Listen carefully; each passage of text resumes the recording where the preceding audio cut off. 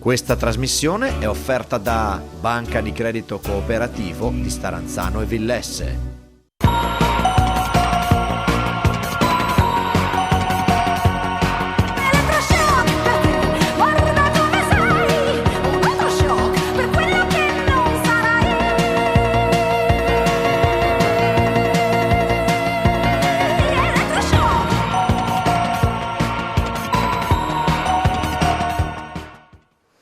A tutti voi buonasera e bentrovati a questa nuova puntata di Elettroshock. Siamo in diretta questa sera, ci sarà la possibilità per voi di intervenire per rivivere insieme a noi le emozioni della 3 giorni in Friuli Venezia Giulia del Giro d'Italia. Emozioni grandissime, tempo di bilanci naturalmente, ma anche occasione per guardare avanti grazie alle anticipazioni che vorrà gentilmente condividere con noi il nostro ospite d'onore.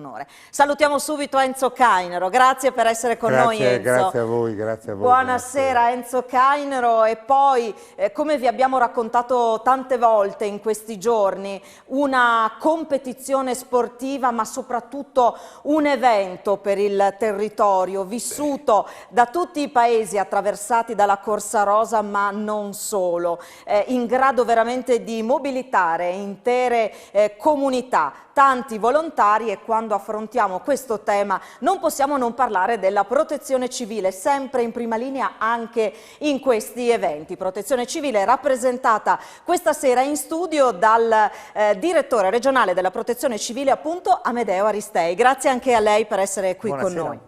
Allora Enzo, si diceva delle emozioni, guarderemo avanti, ma insomma intanto guardiamo a quello che è appena accaduto. In occasione della passata edizione del Giro d'Italia avevamo iniziato con un'immagine che ritenevamo in qualche maniera rappresentativa di quello che era stato, e c'eri tu appoggiato sulle transenne a San Daniele, finalmente rilassato e sorridente dopo insomma le emozioni, ma insomma anche la tanta fatica. Mangiavo un gelato. E mangiavi un gelato che quest'anno sullo Zoncolano ci hai detto che non avresti mangiato, le temperature d'altra parte erano diverse. Che immagini abbiamo scelto quest'anno? Beh, dobbiamo fare un passo indietro alla situazione che c'era un mese fa, un mese prima del passaggio della Corsa Rosa. Ecco, saliamo in cima allo Zoncolan, la tappa principe, e questa ecco la situazione che c'era un mese prima del passaggio della Corsa Rosa. Quando abbiamo visto queste immagini, quando abbiamo visto il muro di neve,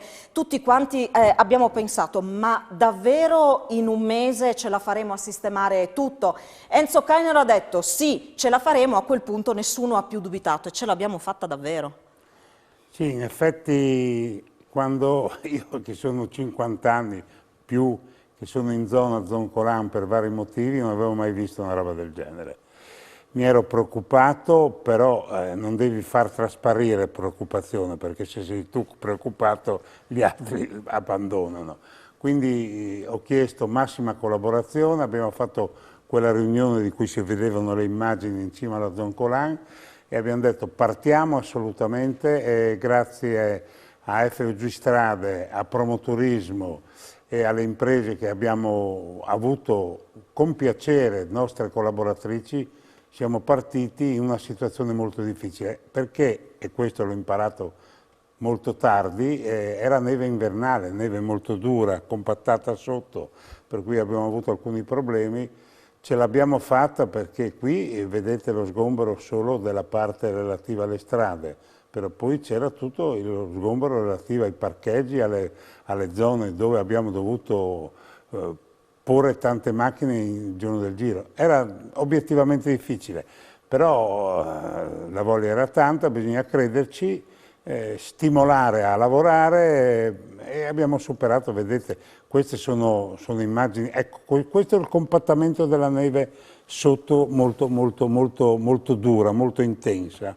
Tant'è vero che una fresa di queste un giorno ha avuto dei problemi proprio per la tanta neve che c'era. Qui siamo sul piazzale, pensate che tutti i segnali, tutte le tabelle di posti sul piazzale erano coperte. Qui siamo alcuni giorni dopo, cioè alcune settimane dopo, questo deve essere i primi di maggio, eravamo in questa situazione. Insomma, sono immagini che davvero parlano da sole. Ecco, quel segnale che si vede adesso era completamente coperto. Era completamente coperto dalla neve, l'abbiamo raccontato nei nostri collegamenti, perché insomma anche quest'anno, eccolo qua.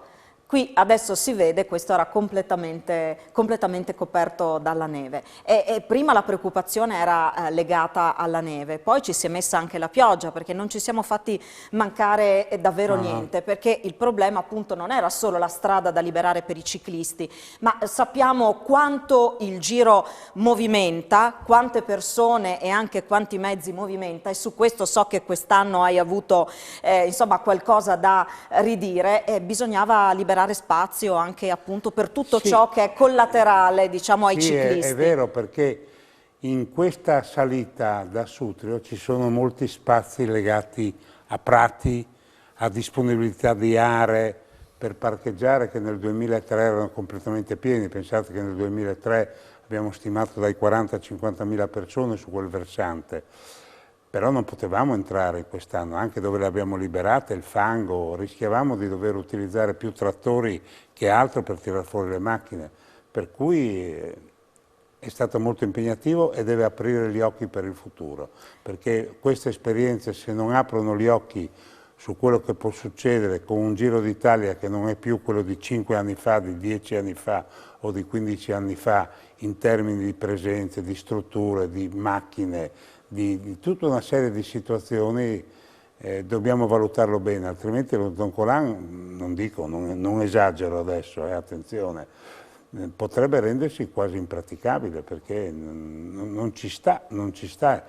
Pensate che in cima noi avevamo 73 ammiraglie, avevamo una trentina di macchine di vario genere, altre 20, una da un lato, una dall'altro, le moto della polizia, le moto della scorta tecnica, che peraltro, qui devo ringraziare, hanno accettato anche molti di fermarsi all'imbocco del Moro, ma la scelta vincente che ci ha permesso di fare tutte queste cose è stata quando venerdì a mezzogiorno, assieme agli amici di Sutrio, a Daniele Straulino in particolare, abbiamo deciso di chiudere i camper. E i camper, chi è stato ha visto che nella parte che va da Sutrio a Lenzo Moro si sono messi lì. Se li avessimo infatti arrivare fino in cima non ci saremmo stati. Il tema della logistica poi insomma l'hai sottolineato più volte, magari ci torneremo. Veniamo poi al momento in cui siamo saliti. Le prime parole che ha detto la nostra Francesca Spangaro, che era appunto al traguardo, all'arrivo in cima allo Zoncolan appena è salita, ha detto: qui c'è un'atmosfera lunare, c'era questa nebbia attorno, la neve, il clima, insomma ce lo ricordiamo ancora tutti quanti bene fa, è un'atmosfera lunare, e questo insomma è quello che abbiamo vissuto in cima allo Zoncolan. Sì, mi mancava solo questo, ma se fosse venuta su verso le 6 di mattina quando sono arrivato io avrebbe visto anche il nevischio, esatto, anche la preoccupazione che per me era molto grossa, potete immaginarlo perché fate televisione, che gli elicotteri non potessero salire, perché sai, fare tutto questo lavoro e non avere la trasmissione in diretta televisiva a livello mondiale sarebbe stato un male. L'audience poi che abbiamo conseguito di oltre 3.200.000 persone ci ha riportato a risultati del passato straordinari, siamo i primi, ma di questo siamo contenti, a dimostrazione quanto il ciclismo sia popolare e quanto questi eventi possono promuovere il tenere. Per fortuna poi si è un po' aperto, a parte la pioggia fino a mezzogiorno, ma adesso a mente fredda dico che io mi sono cambiato 3 volte, ma lo rifarei volentieri, per l'amor del cielo, scherziamo, però so possono aver partito tante persone che sono arrivate fino in cima. Ma noi le abbiamo sentite tante di queste persone, sappiamo che appunto erano contingentate le presenze in cima allo Zoncolan, ci ricordiamo anche che sono bastati 12 minuti per bruciare tutti i biglietti a disposizione, c'erano davvero tantissime persone di ogni tipo, perché c'erano famiglie anche non appassionati di ciclismo ma comunque affascinati dal Giro d'Italia e da tutto ciò che il Giro comporta, c'erano persone della nostra regione, c'erano tantissime persone dal Veneto, c'erano molti stranieri, tutti felicissimi di essere riusciti ad ottenere quel biglietto. Insomma, anche questo è il Giro. Poi magari nel corso della puntata sentiremo anche qualche testimonianza. Insomma, tante emozioni davvero. Sì, devo dire la verità, è stata condensa in una parola che ho già detto, ho già riferito, l'esperienza organizzativa per me più difficile di tutte le 18 edizioni, perché lo Zoncolan è stato molto, ma molto più impegnativo di quanto pensassi. Ad ogni modo, sai, quando i risultati poi tornano ci si dimentica e da pazzi come siamo ci si ributta sempre nel cercare le cose. Io non mi lamento, me le vado a cercare, quindi non posso lamentarmi. Allora, stanno intanto arrivando i primi messaggi. C'è da dire una cosa, che nel corso delle svariate dirette che abbiamo fatto negli ultimi giorni non c'era località nella quale andassimo senza che qualcuno ci tenesse a ringraziare Enzo Cainaro per aver portato il Giro proprio lì. E più di qualcuno, compresi gli amministratori, ci hanno detto erano anni che chiedevamo a Cainaro di portare la corsa rosa qui. E insomma immaginiamo che sia stato tirato per la giacchetta in più occasioni. Ecco, giusto per... buona serata a tutti. Chiedo al carissimo Enzo Cainaro se è possibile far tornare il Giro a Gemona appena sarà tolta quella orribile gru dal castello per farlo ammirare al mondo intero in tutta la sua bellezza. Questo è Ennio che scrive da Gemona. Questo per dire quanti ci tengono, quanti vorrebbero vedere quella corsa rosa passare sotto casa. Anche in Val Tramontina quest'anno ci hanno detto che bello è stato affacciarsi alla finestra di casa e vedere quel mondo passarci davanti, passarci proprio sotto casa. Sì, Gemona, io sono contento, dico che ci sono lavori in corso, però Gemona io ho fatto un arrivo nel 2006, una partenza nel 2014 e quindi credo possa essere contenta anche, se ripeto, ci sono lavori in corso, perché sì. Il problema vero, vedete, di partenza e arrivo sono una l'aspetto tecnico, uno la logistica, diventa una cosa impressionante. Quello che era l'eliporto dello Zoncolan 10 anni fa, che bastava, oggi non basta più. La RAI prende 3.000 metri di spazi, i 4.500 metri di spazi sono dati per i bus delle squadre, poi vado avanti perché l'Open Village. E quindi si deve guardare queste cose. La Val Tramontina è un grande esempio di investimento riuscito. In Val Tramontina erano 32 o 33 anni che non passavano perché il Monte Resta era malmesso. L'anno scorso, grazie all'amministrazione regionale, all'assessorato alle infrastrutture dell'assessore Pizzimenti, a FVG Strade, è stato fatto un lavoro splendido, splendido. Per cui quest'anno li ho riportati, perché questi sono investimenti che devono lanciare un territorio. La Val Tramontina è qualcosa di molto, ma molto bello e significativo. Per cui l'ho fatto volentieri e dove c'è collaborazione, corrispondenza ed entusiasmo si torna anche volentieri. Allora, tra poco la pubblicità, però vi anticipo già quanto stiamo ricevendo attraverso messaggi. Abbiamo parlato molto dello Zoncolan, parleremo anche della Grado Gorizia, di questa tappa transfrontaliera e già qualcuno ci scrive. Anche alla regione Carinzia piacerebbe ospitare il Giro d'Italia. Ma io ho qualche anno di troppo, non riesco a soddisfare tutti. Li farei tutti col cuore. Dopo parleremo di Grado Gorizia. Sai, qualcuno mi ha detto che ero pazzo ad affrontare questa sfida, ma come diceva il mio amico Aristei, prima parlavamo fuori onda, i pazzi erano lì sulla strada, era una roba allucinante in termini di presenze. Ed è stato un enorme, enorme, enorme successo. Parleremo anche del ruolo della protezione civile, cominceremo anche a lanciare lo sguardo al futuro tra poco dopo la pubblicità.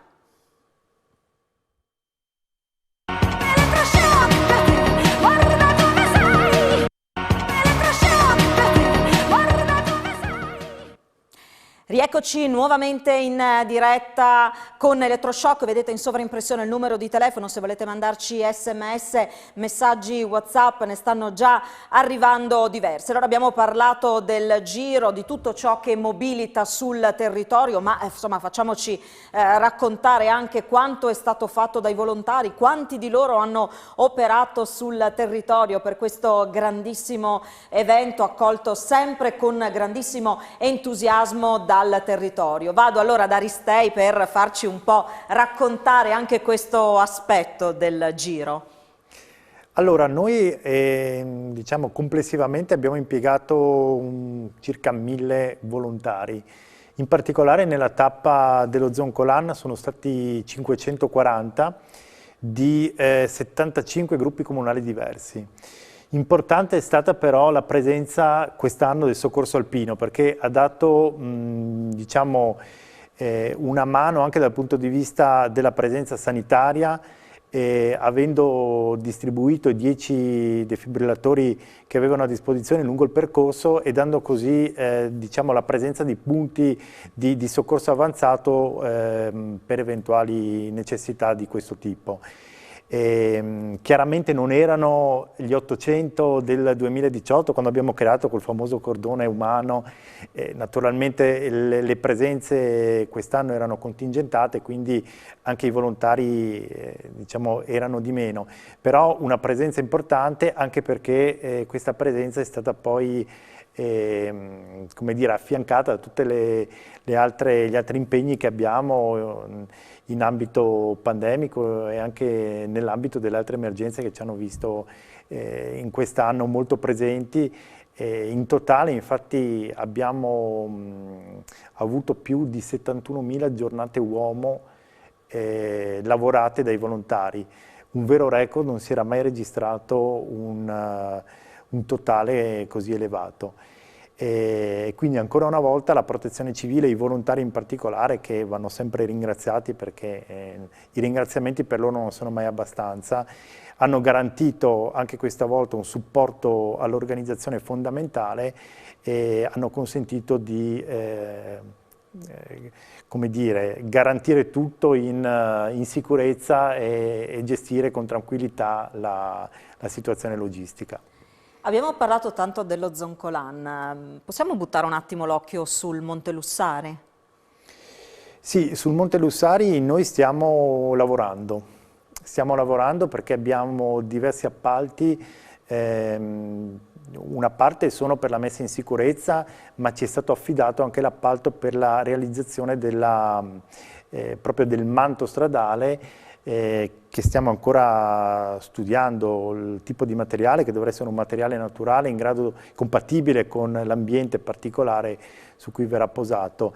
È una situazione molto difficile perché la messa in sicurezza dei versanti della strada, l'allontanamento delle acque è molto complesso e quindi ci vorrà ancora un po' di tempo per consentire di completare questo lavoro e poi poter gettare le basi per l'organizzazione, diciamo, di questo evento che Enzo ha già delineato nei dettagli.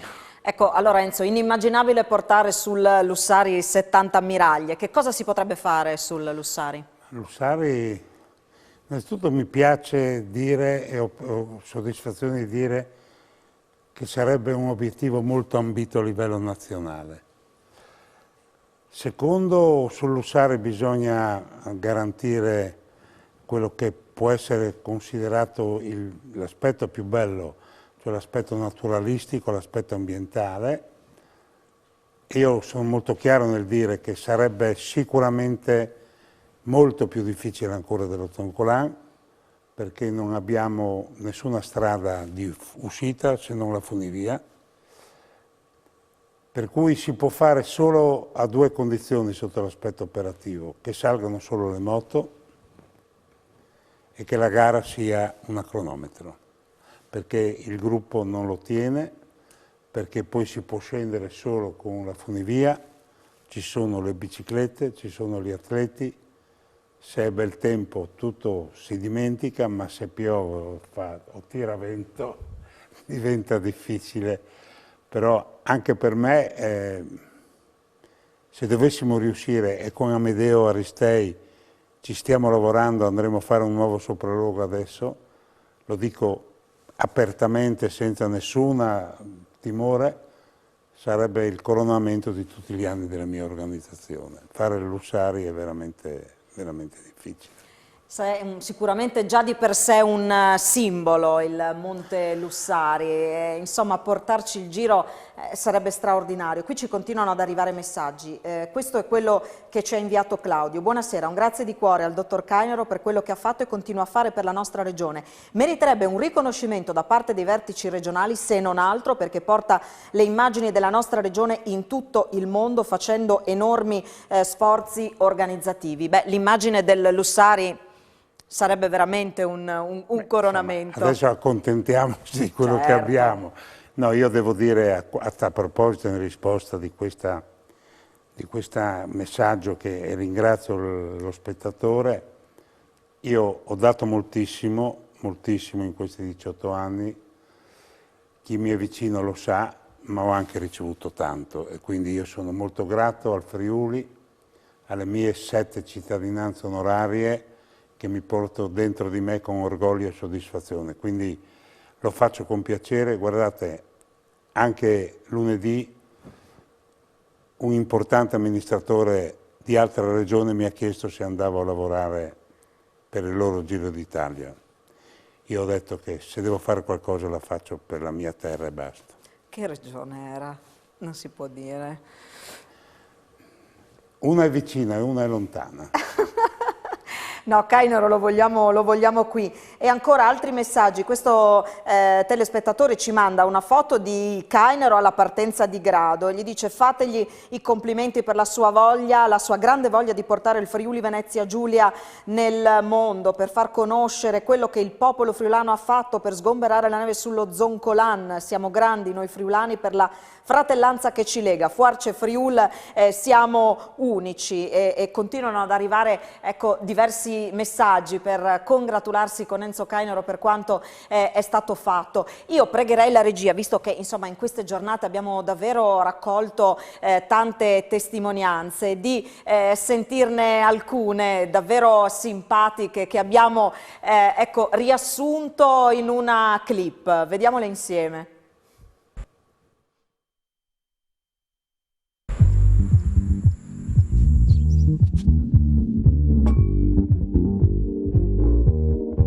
Staremo tutti appiccicati, che ce lo leggi in faccia, vogliamo stare appiccicati, che ci toccano le braccia, ci metteremo tutti in fila per la fila, si paga pure il sole, se arriva anche quest'anno. E ritorniamo nelle strade, siamo migliori anche a ballare, allora twist, twist, e allora twist again. Una bella scampagnata, che non pensavo di trovare così tanta neve. Lama da Milano, proprio tipico. Coltivazione di lama particolare, un allevamento tipico. Lama oltretutto appassionato di ciclismo. Molto, molto. Come nasce questa passione? Da tanti anni fa, di una roba di famiglia, un po' il branco, sa. Come la mettiamo sta tenda qua, di là? Lui è un ingegnere. Prendiamo delle decisioni sane, per piacere. E invece papà Cecchini resterà qui perché ha un compito, mi pare, importante. Qual è? Il compito di far vedere a Elia, nonostante che oggi non sia il suo percorso, di fargli vedere, attenzione che è un po' mordate, ok, di fargli vedere il suo cagnolino acido. Mi piace, è entusiasmante, proprio nel mio paese che fanno questa manifestazione molto bella. A me poi Grado è bella. Sì, Grado è bellissima, non vorrei mai andare via io. Sì, tutto bene. Sono ormai, sono 13 anni lì, non so, dalla data del cappellino alla data di oggi, no? Certo, io abito qua in piazza e vengo volentieri a vedere i girini, no? Di Cormon, sono benissimo, il tempo ci ha graziato, perfetto. Di Vittorio Veneto. Oh, ecco. Vittorio Veneto. Come mai è qua nel vento di Gorizia? Perché sono appassionato al ciclismo e domani sarò insieme al Giau. Che spettacolo, posso venire con lei? Ma come no, io ho un piacere. Ah, com'è bello, sì, tante persone. Ma tutto bene, sì tutto bene. Sono calabrese ma abito qua e ho un nipote che fa anche ciclismo. Chi è? Come si chiama? Marzano Daniele ed è con la Gioele ed è con la Daniele. Ma va tutto bene, sì tutto bene. È tutto a posto, con il cuore le ossa rotte, ma va tutto bene. Insomma, partendo dal nevischio, passando per il sole, la pioggia, il vento, però tutti lì senza voler perdere neanche un momento. Tantissima umanità questo giro. Beh sì, è il ciclismo. Vedi, ci si medesima in questi ragazzi che fanno fatica, tanto sacrificio, voglia di raggiungere dei risultati. È un po' un paradigma della vita, quindi lottare, sacrificio, qualche volta vincere, ma soprattutto entusiasmare la gente e la gente partecipa. Io ho fatto tanti sport, non voglio dimenticare quello che gli altri sport mi hanno dato in modo molto positivo, però la partecipazione umorale, sentita della gente come nel ciclismo non è negli altri sport. È un po', insomma, se è percepito in queste giornate, nel senso abbiamo cercato anche noi di raccontarvi proprio questo. Allora, manca poco alla pubblicità, scenderemo un po' più nel dettaglio della Grado Gorizia. Allora, per prepararci proprio a questo direi di sentire le parole del sindaco di Gorizia, Rodolfo Ziberna, che traccia un po' il bilancio di questa esperienza importante, importantissima, in un anno davvero particolare per Gorizia e Nova Gorizia, che insomma guardano avanti con obiettivi davvero molto molto importanti. Sentiamo il sindaco.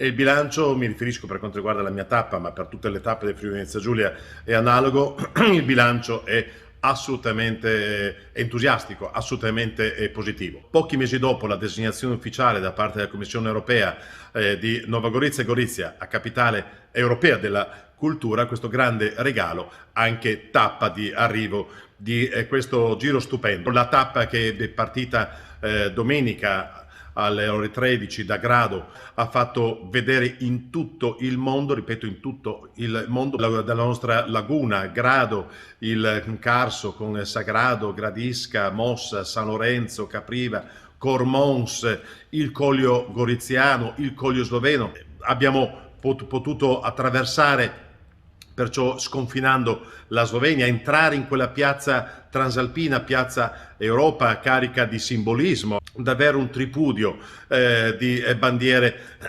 nazionali e italiane e slovene.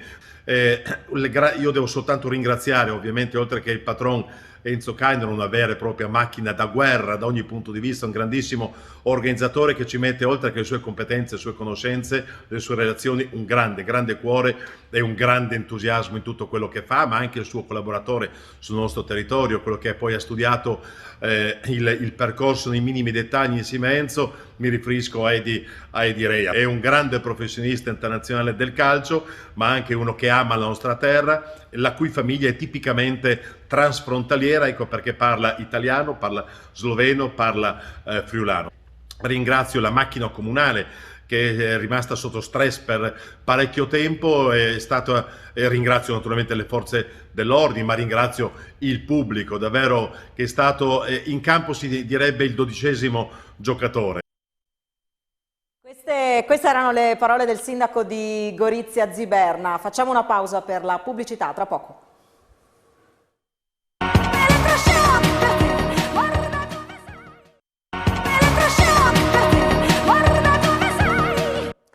E allora eccoci di nuovo insieme, parleremo sicuramente anche della Grado Gorizia, però qua i telespettatori ci pongono delle domande e dobbiamo dare una risposta. Questa la rivolgerei ad Amedeo Aristei, visto che appunto ci ha parlato dell'impegno sul Lussari, dello studio, dei lavori che si stanno facendo sul Monte Lussari.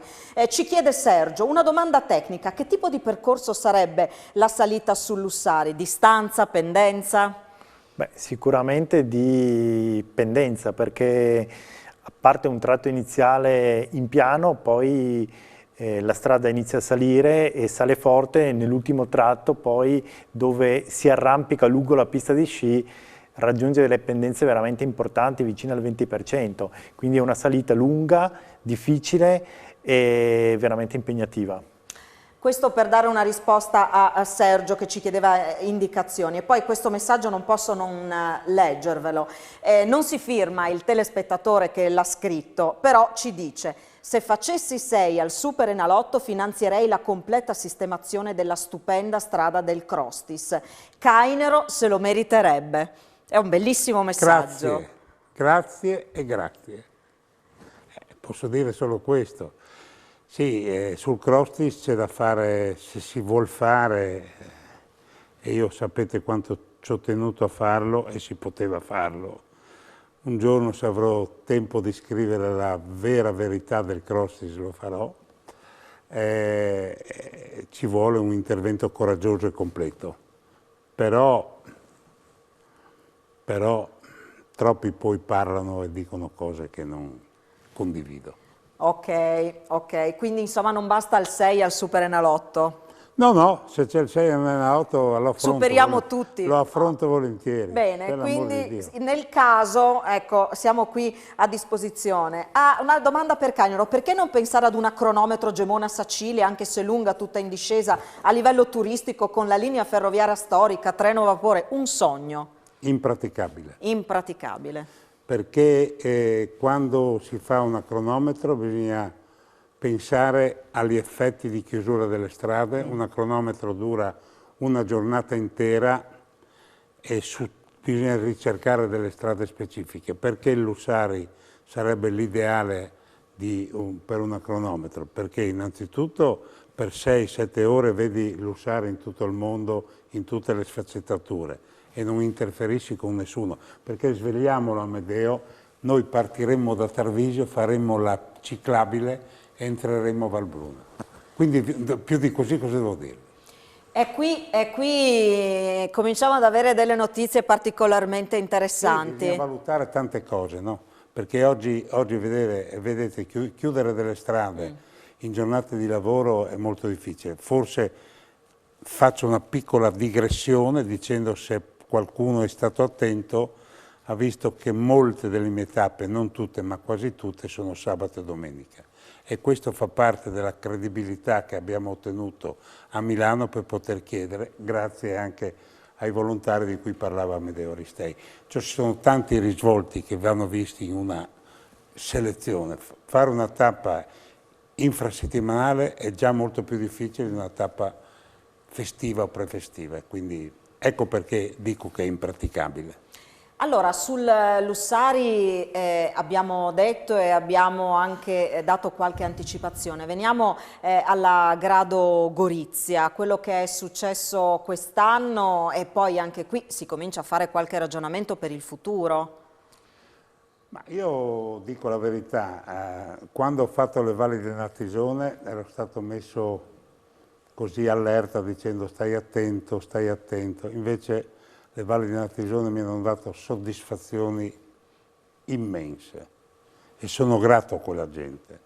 Quando l'anno scorso, 2 anni fa, mi sono messo in testa di andare nell'Isontino, che avevo leggermente trascurato rispetto a tutta una serie di altre località, ho chiesto al mio amico Edi Rei, a Edi, ho detto andiamo in bicicletta, tu devi mostrarmi delle salite per fare un circuito, però entrando in Slovenia. L'abbiamo individuato, posso dire con estrema sincerità che il risultato è stato superiore ad ogni previsione, sotto tutti i profili, qualche volta con una presenza esagerata, anche sulle gare, era più che al Tour de France. Quando farò il libro su questo giro mostrerò delle immagini che sono impressionanti in fatto di presenza. Ne parlavamo prima con Amedeo e quindi io di questo sono molto contento. Certo, ho già in testa la tappa, se sarò vivo, se sarò ancora in grado di connettere, nel 2025 Gorizia, Nova Gorizia. Ho detto ai 2 sindaci, scegliete voi dove si parte, dove si arriva, io non metto lingua, però la tappa l'ho già disegnata e lo so già quale fare. La tappa è già disegnata? Sì, bisogna guardare avanti, perché se aspetti che intervengono all'ultimo momento non è possibile. La tappa del 2025 potrebbe essere un altro grande boom per celebrare le città europee. Cultura è anche sport, sport è anche cultura, quindi io con i 2 sindaci ho già parlato, anche col sindaco di Klemen Miklavic di Nova Gorizia, oltre che con l'amico di Berna, che avete capito che è un amico per quelle cose che ha detto, ho messo i ferri in acqua perché è giusto così, e con lo stesso Presidente della Regione e con il Vicepresidente della Regione, perché è giusto pensare in anticipo tutto.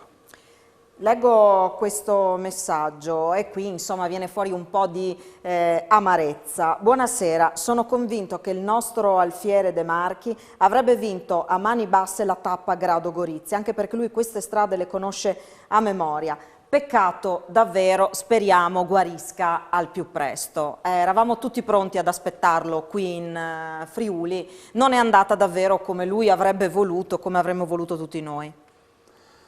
Quando io disegno delle tappe le disegno sempre sperando che qualcuno dei miei le vinca.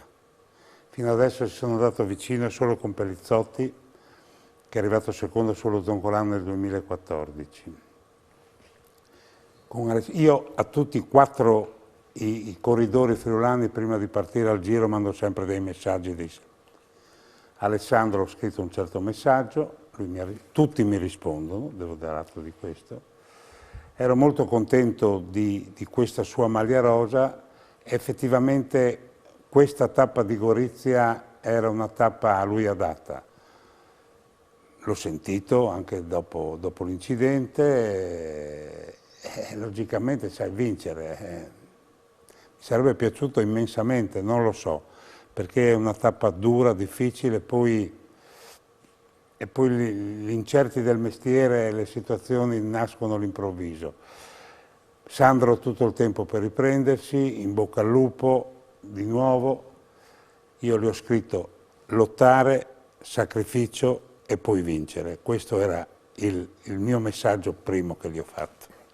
E lui mi ha risposto: Enzo, grazie, sai che per me lottare è normale, è quella cosa che so fare di più. E lotterò fino alla fine. Poi ha preso anche la maglia rosa e sarà giusto festeggiarlo, ma voglio dire che tutti e 4, io li ho salutati, i 3 che sono rimasti a Sacile, sono contenti, anche se spero che prima o dopo qualcuno mi dedichi una vittoria in Friuli. E qua c'è da lavorare, siamo naturalmente tutti pronti. Facendo un attimino un passo indietro, il Giro d'Italia si è sviluppato insomma anche in alcuni eventi collaterali. Ci sono state 2 serate che Telefriuli ha avuto il piacere di trasmettere in diretta. Una di queste serate era dedicata proprio a Gilberto Simoni, che sullo Zoncolan ha vinto 2 volte. È stata una serata ricca di emozioni quella. Sentiamo Simoni. Io a 19 anni ho vinto il Giro del Friuli a Arta Terme. Era scritto insomma che doveva esserci questa storia d'amore. Però non è servito andare a fare tutta quella fatica. Kainero mi ha fatto fare tutta quella fatica per vincere il Giro d'Italia. Mentre loro scrivevano la storia, Malga Pozzov, tu scrivevi la storia sudando, no? Infatti, formaggio e salame. No, devo dire che insomma non è che mi piace riguardarmi, perché dentro di me insomma mi ritorna un po' quel mal di gambe, perché veramente insomma quando siamo saliti la prima volta sullo Zoncolan non eravamo pronti a questo mostro, perché Kainer ha creato questo mostro, non eravamo pronti con le biciclette, con la tecnica, i rapporti. 39 resta il tuo record. Devo dire che se lo vogliono battere devo ritornare a montare un 36-26 come ho fatto io, perché a un certo E avere punto, anche un Piepoli in coppia. e avere anche un Piepoli in copia, però insomma perché in bicicletta funziona che se tu hai dei rapporti dietro, a un certo punto li usi tutti, non è che stai a Ma guardare... sei fermo dopo un po'. E dopo un po' ti fermi. Io più in là non andavo, quindi insomma è sempre quel discorso lì, o vai avanti o ti fermi. No, devo dire che insomma io quando vengo in Friuli vengo a casa. Io ho vinto da ragazzo qui 2 giri del Friuli, ho vinto sul Mataiuro 2 volte, ho rischiato di vincere gli italiani a Trieste. Era al secondo posto, quello c'era sempre Kainer ad Ho vinto organizzare. su molte salite da ragazzo, io veramente mi sento a casa e credo che anche sullo Zoncolan sia proprio il coronamento proprio del mio essere scalatore, credo, perché poi con tutta quella gente era veramente, a un certo punto la fatica scompare e arriva l'emozione che è quella di vincere, insomma, che veramente cancella tutta la fatica, perché devo dire che quel giorno lì di fatica ho toccato il fondo della fatica, però l'ho cancellata in un secondo quando sono alzato le mani. Il coronamento del mio sogno di scalatore, poi tutta la fatica, il racconto di questa fatica e poi la grandissima soddisfazione. Sì, come dicevo prima, l'espressione del ciclismo come momento di sacrificio, come compendio di tanto impegno e di tanta volontà di lottare e di raggiungere. Poi nel ciclismo, come in altri sport, vince uno solo e con il sacrificio e il supporto di tanti altri. Io a Gibo sono molto affezionato perché ha voluto vincere sullo Zoncolan. Il primo Zoncolan è venuto a prepararlo arrivando con un elicottero a Gemona e mi chiese: preparami un gruppo di giovani che mi portino fino su, e questo vuol dire che uno è motivato e obiettivizzato. Ecco, questa è una delle immagini che io ricordo molto e a lui sono grato, perché ecco, questo qui è il secondo Zoncolan da Ovaro, quando vinse di fronte a uno spettacolo di gente, i 100.000 dello Zoncolan di quel giorno. Cosa volete che vi dica? Io quando rivedo queste immagini le avrò riviste 20, 30 volte, non lo so più, ma non mi stufo mai di vederle. Assolutamente, peraltro abbiamo visto un Simoni che non era accomodato su una poltrona, vero? Sì, questa è un'idea di promotorismo che io ho secondato molto bene, perché verrà inaugurata a novembre o ottobre una nuova funivia e saranno le seggiole, ci saranno 6 seggiole, adesso la 7ª, in rosa, dedicato a ciascun vincitore di tappa. Anche questa è la prima volta che si fa in Europa, non è idea mia, l'ho appoggiata, ma è un'idea di promotorismo. E anche qui, insomma, si parla del legame con il territorio, di un evento sportivo che poi valorizza questo territorio, lo porta davvero in tutto il mondo. Caro Enzo, se si potesse, vorrei regalare 20 anni dei miei per poter portare avanti tanti eventi di questo tipo con un lustro per il nostro Friuli Venezia Giulia. Grazie Kainero, sei unico. Cioè, regalami 20 anni. Venga qui che lo bacio di fronte. Qua abbiamo un 6 al Super Enalotto, qui una donazione di 20 anni. Questa la pago anche bene. Venga volentieri. Ma sai, si va avanti perché è giusto. Quando ho avuto il Covid e vedevo solo il soffitto, ho detto bisogna tornare a lavorare più di prima. Sì, mi pare che c'è stata l'occasione appunto per farlo. È bastato citare il Crostis e qui cominciano ad arrivare un sacco di messaggi. Avremo occasione di rivedere il giro sul Crostis e un altro telespettatore scrive: il sogno Crostis è finito oppure c'è speranza per il futuro? Ma bisogna sempre mai spegnere la fiammella della speranza. Ripeto, ci sono tanti fattori che qui non voglio toccare perché sono delicati. Io ho fatto una proposta, vediamo. E tenete solo presente, io l'ho fatto anche in bicicletta assistita 2 volte ed è una salita meravigliosa. Questa purtroppo ha ancora più difficoltà per fare una cronometro, che l'avrei fatta volentieri, perché non c'è logistica, non ci siamo con la logistica. E abbiamo insomma capito quanto questo aspetto negli ultimi anni sia diventato determinante. Ancora una pausa per la pubblicità, poi ancora qualche minuto da trascorrere insieme. A tra poco.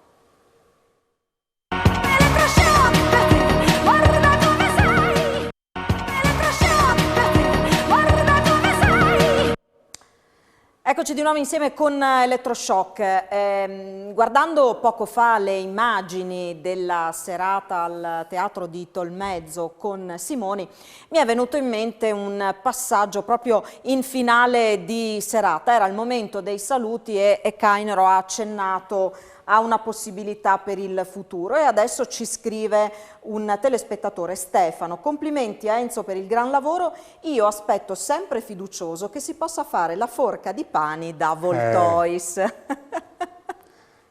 Voi sapete quanto vorrei fare forca di pani, Voltois, e a considerare anche Francesca Spagna. Certo. L'ho vista più volte, abbiamo problemi di transitabilità, di strada stretta.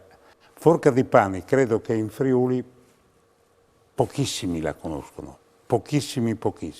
È bellissima, eccoli Voltois, bellissima.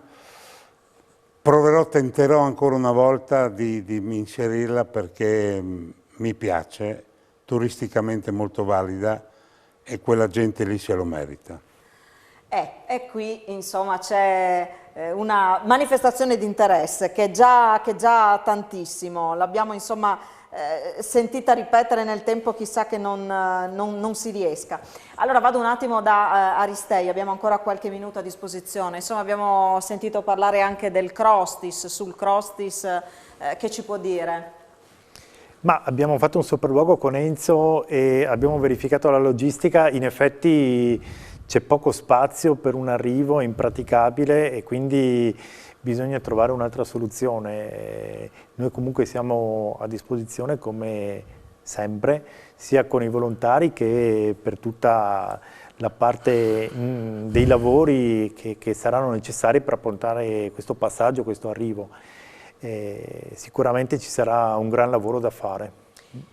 A proposito del Lussari, un telespettatore ci scrive, tutto con grande rispetto per l'ambiente. Beh, naturalmente, essendo un'area super vincolata, perché si sovrappongono ben 3 vincoli, cioè il vincolo monumentale, diciamo, del borgo, il vincolo paesaggistico per la distanza, diciamo, del corso d'acqua e anche per l'area boscata, e il vincolo relativo, diciamo, proprio alla vallata, che è tutta vincolata. Quindi la soprintendenza avrà grande attenzione nel condurci, nello scegliere i materiali e le tecniche costruttive più idonee per rispettare anche la natura, sicuramente. Quello è uno spettacolo, è un sogno davvero. E allora, facciamo un passo indietro, andiamo alla fine della 15ª tappa tra Grado e Gorizia, quando abbiamo raggiunto Mauro Vegni, direttore del Giro d'Italia e delle altre classiche della Gazzetta dello Sport, che ci ha consegnato un messaggio per Enzo Cainero. Sentiamo. Chiudo solo con una cosa su Enzo Cainero, che adesso non ci sente. Ha detto che quest'anno è stata la più dura, e quest'anno ha detto bisognerà ragionare su alcune cose. Poi lui dice così, ma poi c'è. Però voglio dire, le difficoltà aumentano anche a livello organizzativo, chiedo. Lui c'è da troppi anni per me, nel senso che è un personaggio pericoloso, nel senso che la trascina in avventure. 70 anni è l'ultimo giro che facciamo e invece stiamo ancora lì pensando a domattina quasi, e quindi, però devo dire che una cosa lo voglio dire in maniera genuina. Certe cose si possono fare solo se hai delle persone come lui, persone che sono oneste, sincere che dicono le cose come stanno, e si può fare solo appunto quando c'è delle persone che sanno quello che è la difficoltà.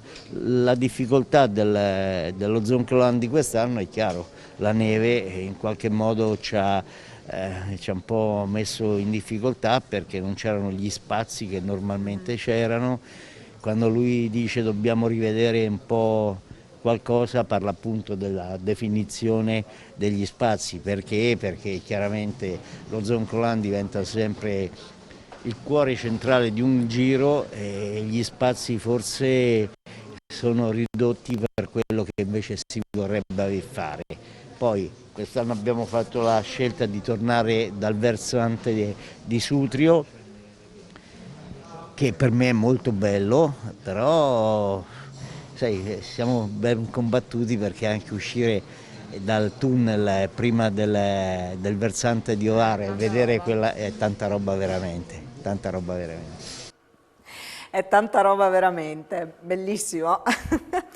Mauro è uno che ama il Friuli, con cui ho un rapporto straordinario. Alle prime proposte ti dice sempre di no, alla seconda ti dice forse, poi ni, però con lui ho un rapporto di grande cordialità, ma anche di serietà operativa. È chiaro che mi auguro che lui possa continuare, perché ha avuto problemi fisici non indifferenti, perché mi trovo molto bene. Allora, leggo rapidamente gli ultimi 2 messaggi. E un cronometro sul Montasio, ci chiede un telespettatore, e un altro, Luciano. Buonasera, visto che Sappada in Friuli, cosa ne pensa il buon Cainero di una tappa con arrivo alle sorgenti del Piave? Sul Montasio ci siamo arrivati, non credo ci siano le prospettive di un arrivo a cronometro per il semplice motivo che anche qui c'è solo un rifugio. Per quanto riguarda però il Montasio è sicuramente un potenziale arrivo di vario genere perché il posto è molto bello. Per quanto riguarda Sappada, sulle sorgenti del Piave vale quanto detto per la logistica. Non mi sentirei mai di affrontare una situazione di questo genere sapendo di poter rischiare in qualsiasi momento di vedere annullata la tappa. Ecco, tra l'altro proprio la tappa che è partita da Sacile nell'ultima delle 3 giornate, poi insomma è stata rivista, la tappa delle Dolomiti insomma è stata rivista. Avete mai temuto che potesse succedere qualcosa del genere? Io sì, lo Zoncolan di quest'anno. Sai, certe sensazioni, certe situazioni devi tenerle dentro, se le trasferisci ai tuoi collaboratori sei finito. Io sì, l'ho avuto almeno 2 o 3 volte.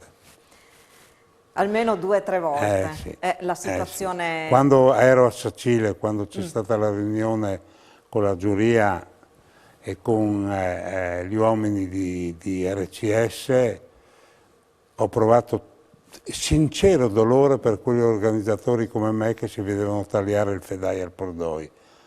Sono anni di lavoro, io ho provato il Crostis, sul Crostis abbiamo cambiato il percorso in corsa 2 volte, Mauro Vegni ed io, e credo che questo sia stato, lo dico con orgoglio, purtroppo nell'amarezza della situazione, le decisioni più tempestive che ho preso in questi anni.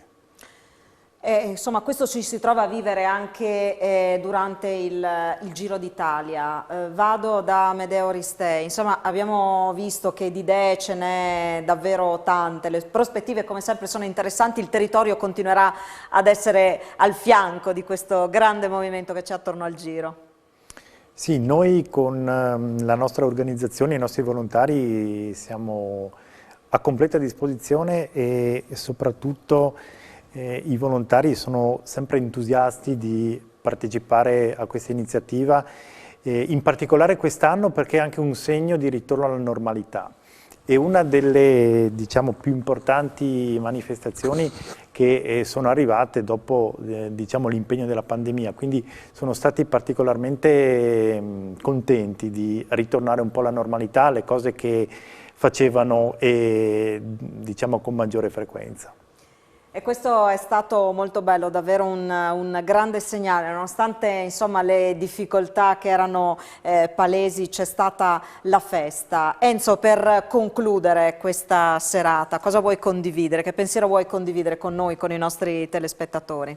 Un grazie riconoscente a tutti coloro che hanno partecipato a questa avventura con tanto entusiasmo, pur in una situazione difficile come la pandemia Covid, che logicamente poteva portare a tante titubanze, a tante difficoltà. Io ho sempre sostenuto che con un limite di prudenza doveroso le sfide vanno affrontate, vanno portate avanti. È chiaro che ci si ricorda più di questi eventi che di cose normali fatte nella vita. Fare le cose normali si devono fare, ma non sono quelle che lasciano poi il segno. Noi abbiamo sfondato come audience, siamo andati in tutto il mondo, è una promozione incredibile per la regione a cui io ci credo e vorrei che questo evento fosse una spinta a ritornare alla normalità, a credere e ad essere di esempio che col sacrificio, col lavoro, con l'impegno si possono raggiungere risultati tutti insieme. È chiaro che qualche volta l'eccessiva burocrazia ti porterebbe a buttare fuori tutto dalla finestra, ma bisogna andare avanti. I tempi cambiano, posso dire con sincera ammirazione che ancora una volta il rapporto umano ha prevalso sulle macchine tecnologiche che tu sai io non amo, perché vale più un contatto umano che 100.000 battute di macchine tecnologiche. Servono anche quelle, ma guardandoci negli occhi, capendo la difficoltà tutti insieme, i problemi si possono risolvere. Allora ringrazio molto Amedeo Aristei, direttore della Protezione Civile del Friuli Venezia Giulia, per essere stato con noi. Naturalmente buon lavoro a lei e a tutti i suoi uomini e donne. Un grazie di cuore davvero alla nostra maglia rosa, Enzo Cainero, per tutto insomma quello che fa per questo territorio. Mi pare evidente, l'abbiamo sentito in questi giorni in tutte le località attraversate del Giro, l'abbiamo percepito chiaramente anche da alcuni dei messaggi che abbiamo ricevuto questa sera. La stima e veramente l'affetto sono enormi, la riconoscenza mi pare è altrettanto, e qua siamo solo insomma in attesa del prossimo step. Grazie davvero Enzo, grazie. Grazie soprattutto a chi mi ha tirato giù 20 anni, a quello sono eternamente Adesso vediamo di recuperare il numero di telefono, così vi mettiamo in contatto. Quello merita riconoscenza. Sì, volevo solo dire una cosa, vorrei accontentare tutti, perché anch'io ricevo messaggi, quindi posso dire che il Giro del 2022 per adesso sulla carta è scritto, quindi non tutti li accontenteremo, ma sarà un'edizione speciale anche quella. Se riesco a fare una combinazione, questo con una ricorrenza del tutto particolare, sarà una cosa che capirete quanto è importante per la nostra terra.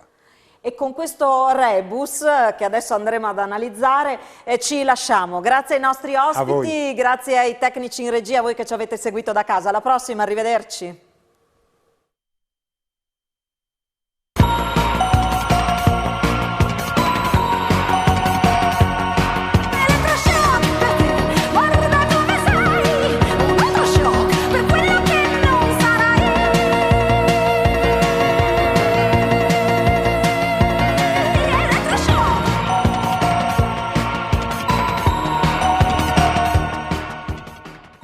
Questa trasmissione è stata offerta da Banca di Credito Cooperativo di Staranzano e Villesse.